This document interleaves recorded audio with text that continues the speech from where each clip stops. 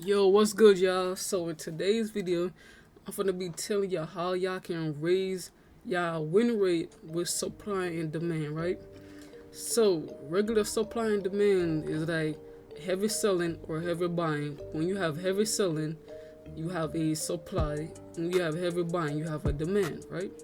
So normally, you guys would put y'all zone right here. Just for example, all of these are red and this is a green candle. You want price to come back inside the zone, right? And then take a breaker candle entry to the downside and go for a 1-to-1 or target a previous low.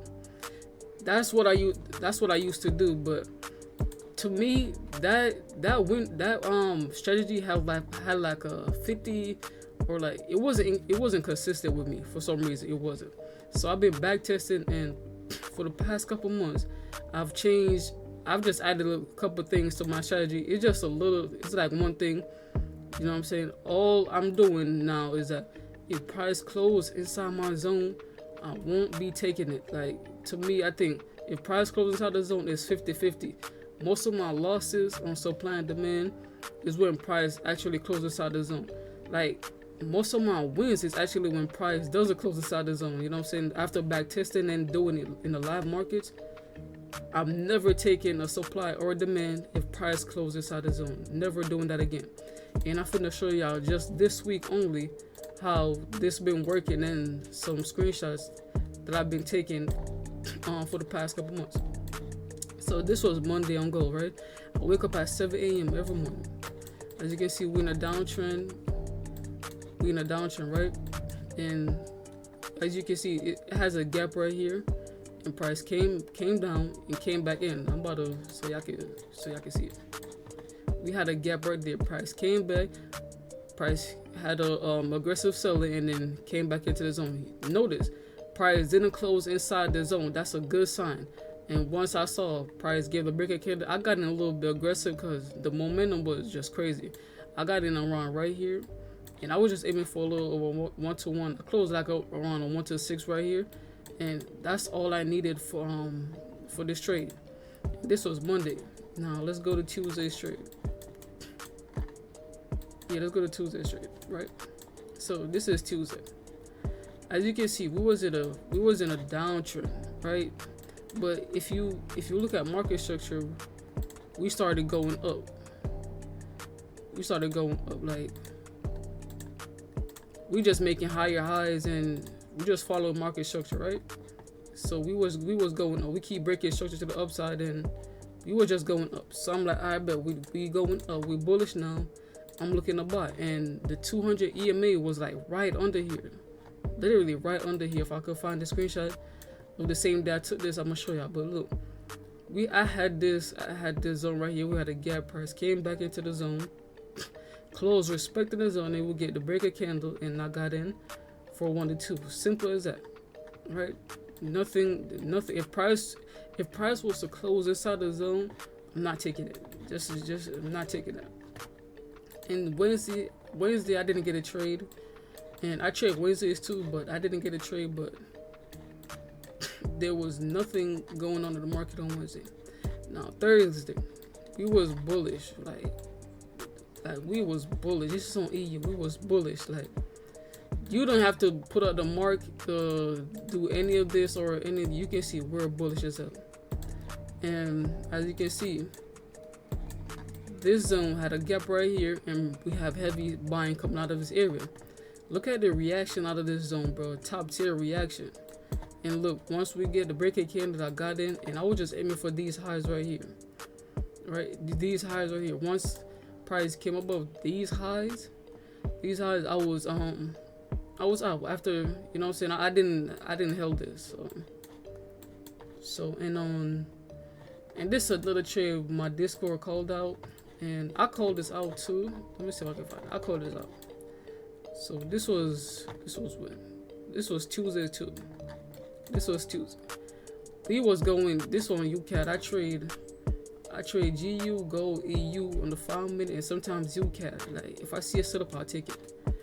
News did a whole lot of this, and then price started breaking structure to the downside right here. So we broke structure right here to the downside, indicating we finna go down and filling this gap, right? As you can see, we actually came down filling this gap, and then price just went back up. So I was telling them, if price comes back in here, we're finna drop. But I didn't take it. I did not take it. And the reason why I didn't take it is because price closed inside the zone. And I'm not saying they don't hit, they do hit, but it's a 50-50 for me. Like, most of my losses are from price close inside the zone. Like, you know what I'm saying? So it's just, I'm not taking them no more. And these are some of my trades that I've taken over the past couple of months. And these are just examples of it. You can see I have a supply right here. Price risk close respect to the zone. We got a break a candle right here, and I got in for 1 to 2, aiming for these of those. Another one. We had this zone right here. Price came in, respected the zone again, didn't close inside, and look, started melting. I didn't get a 1 to 3 on this. I was just marked up that you could have gotten like a 1 to 3. I think I got like a 1 to 2 on this. I wasn't sure, but these are like screenshots. And look, see, heavy buying. Excuse me, price came in, didn't almost close inside the zone, but didn't, and we get break a candle and aim for these highs again. And this right here, we have a demand. Price came in, respected the zone, and I got in. I don't know why did I get in aggressive, because I got an aggressive right here, and then I was aiming for these highs, but I closed around right here. What the fuck going on? It's another one. But then my supply price came in. As you can see, bro, it's just a better win rate. Like, just price close inside the zone is not it no more. I can tell y'all that. Like, I've seen so many people lost just because of that. And look, these are old too, bro. And it's crazy because these are like so old, because when I was back testing and going back into my trades, I'm looking back and I can see, damn, most of my wins came from when price doesn't close inside the zone. And I will show y'all my losses, but I'm gonna just show y'all the wins right now, so y'all can understand the strategy. And the strategy is easy. Y'all should know supply and demand off the bat. And yeah, look, price close, respecting the zone, break a candle, and I didn't close out of 1 to 4.